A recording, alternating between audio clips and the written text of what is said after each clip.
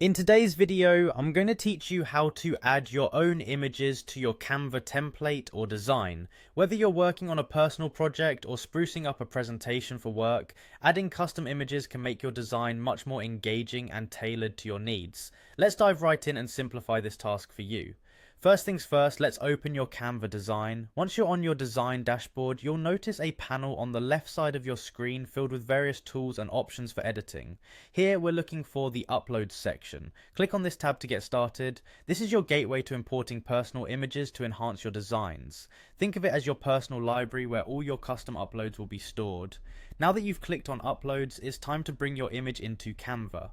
Look for the Upload Files button, which will prompt your device's File Explorer to open. From here you can browse through your folders and select the specific image you want to upload to Canva.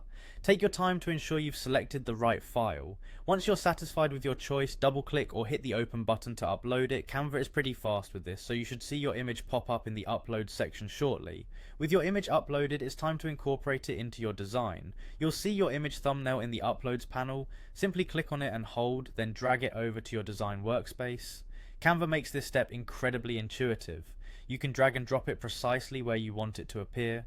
Play around with the placement until it fits your vision. Once it's where you like it, release your click. If you accidentally drop it in the wrong place, no worries.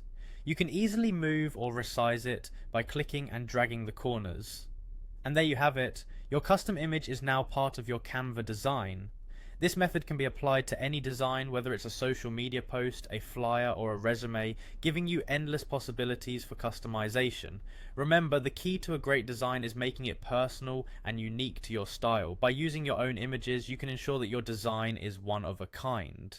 Thank you for following along with today's tutorial on how to add your images to a Canva design. I hope you found this guide straightforward and helpful.